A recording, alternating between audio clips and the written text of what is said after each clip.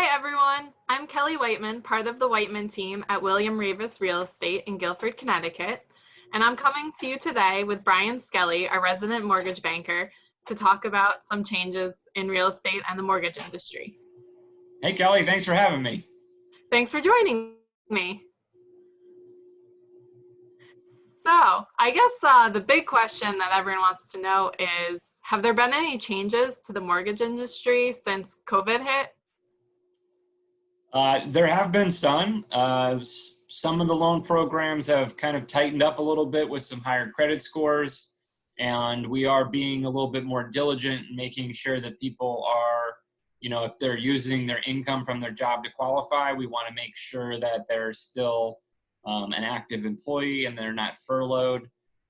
Actually, just recently in the last couple of weeks, I've been talking to more people that used to be furloughed and are now going back to work. So, it's kind of refreshing to be like on the other end of this where kind of things are starting to get a little bit more back to normal. But yeah, there have been some changes. So it's important to get an updated pre-approval. If you were pre-approved before, make sure you're still pre-approved now.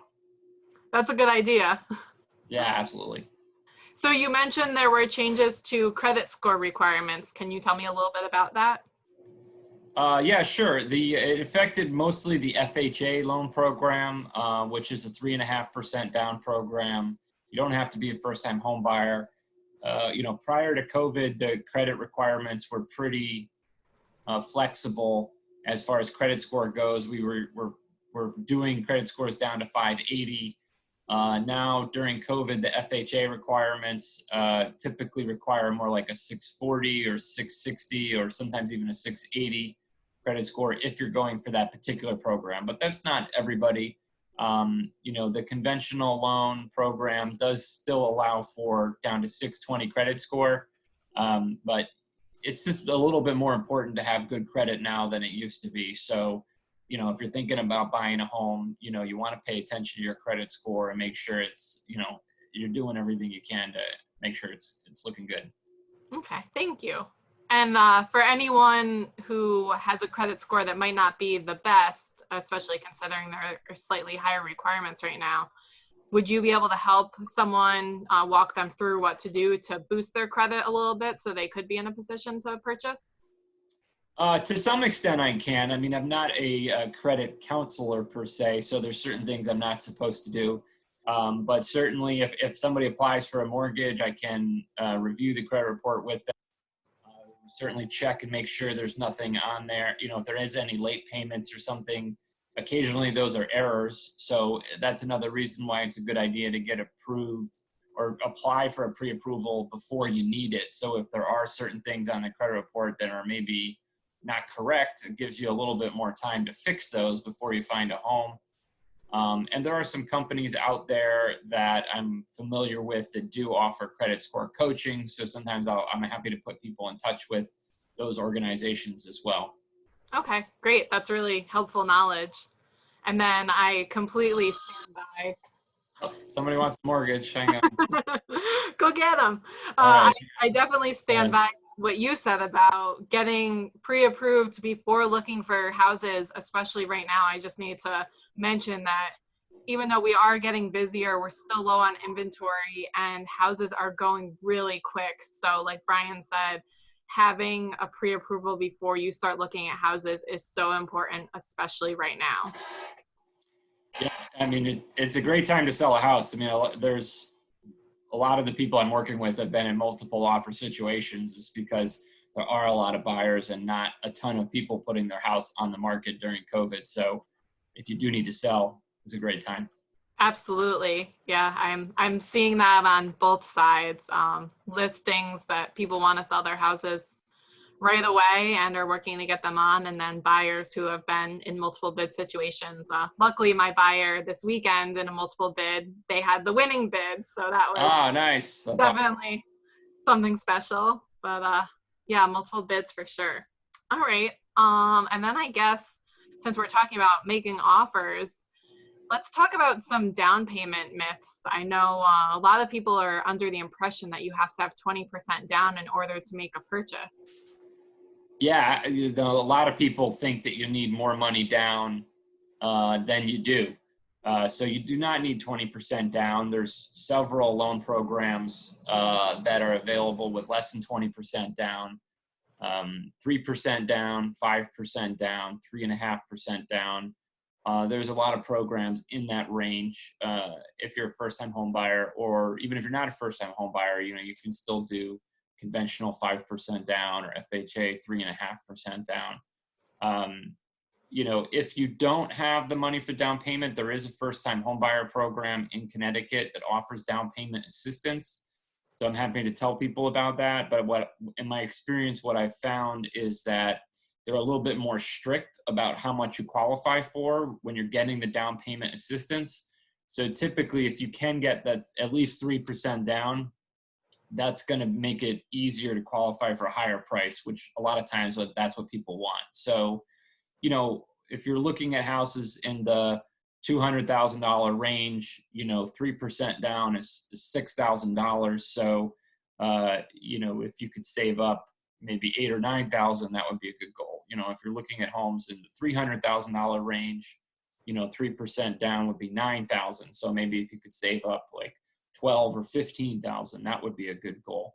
So, you want to have a little bit more than just the down payment because of some of the closing costs and other stuff. So, but we could certainly talk more about that if anybody's interested. Yeah, I think closing costs might be a topic for a different day, because that's something that people like to know about. Absolutely. Don't get me started. It'll be here all day. But that's definitely good to know that there are options, because even 5% or even 10% is a big difference from 20%, and can really be the difference between someone being able to purchase now and having to hold off. Absolutely. So thank you. And then I guess I want to ask you about, there's an app that our company offers. Can you just tell me a little bit about it? I know some people really don't have the time to get on the phone right now, don't like talking on the phone, and don't necessarily want to do stuff from their computer. How can the app be helpful for people that are on the go? Yeah, absolutely. So with the William Ravis Mortgage app, you can download it from your phone. Just text Kelly or I if you want it, and we can send it over to you. And essentially, there's a lot of tools and features in there that you could use. You can calculate your sample payments. But one feature that we've been using a lot is that it allows you to use the camera on your phone to take a picture of your pay stub or your W-2. So, especially during COVID, we're not really meeting with people face to face. So people need a way to be able to get those paper documents uploaded into our digital system. And that, if you don't have a scanner at home, the app on the phone can be super helpful with that. There is an apply now button on the phone. If you want to do it that way, you can. I would recommend, if you have a computer, I think it's a little bit smoother to do it on my website. Or just call me. A lot of times I had just had somebody earlier today, she left me a voicemail. She had tried to fill out the application on the website twice, and she kept getting interrupted by a couple toddlers that were like pulling on her legs. And so she never finished it. So she's like, just call me. We'll just, so, whatever works for you. You want to do it on your phone, you want to do it on the website, we just, whatever works for you. There's a lot of ways to get it done. It's good that there's options. And I have to say, you're a friendly, nice person, so talking to you isn't the worst thing. Oh, thank you. Thank you. Yeah. It's sometimes you can get I need a certain amount of information about the situation just to say okay, you're good to buy a house. And sometimes in a 5-10 minute conversation, I can get all the info that I need. Whereas if we're trying to do that by email, it would be 100 emails. So, I do definitely encourage people hey, set up a phone appointment. Let's just set a time to talk for 20 minutes and just like you're asking me questions now, these are questions that everybody asks me all the time. So I'm always happy to answer these questions. Yeah, a phone conversation can definitely be more efficient. It can. For sure. All right. And then I guess if you don't mind, I have one more question before. Fire away. All right. So for people who already have mortgages and might have been furloughed or lost their jobs at this point, can you just tell us, is there any type of mortgage relief, or how would they go about getting mortgage relief if they need it?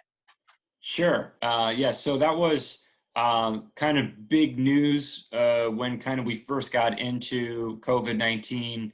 A lot of mortgage lenders are offering what's called forbearance, which essentially means a period of time where you don't need to make your payments. Um, what a lot of people may not have realized is that it's not necessarily good for your credit to go into forbearance, particularly if you're trying to get a new mortgage in the next 12 months.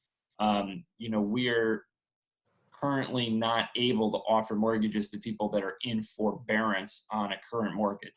So if you don't need to do it, I would recommend not doing it.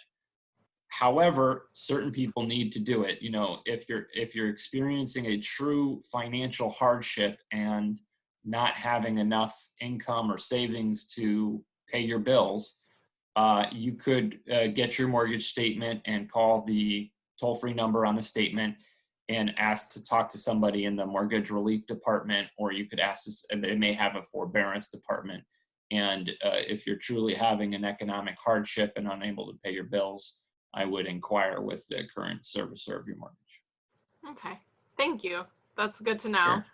And hopefully we'll see less of that as the state is starting to reopen and people are able to get back to work. Yeah, we seem to be on our way back up again. It's looking good. Yeah, and I can tell you the real estate market is definitely on the upswing. Still, I would say lower inventory than normal at this time of year, but certainly more houses coming on. I'm sure you're seeing as well, the buyers are out there, they're keeping us busy, and there's lots of competition. So again, I can't stress enough, getting pre-approved before looking at houses is huge. But yeah, it's moving and we're doing business. Real estate is essential, has been the whole time. So glad that we're able to keep working and we're getting through this.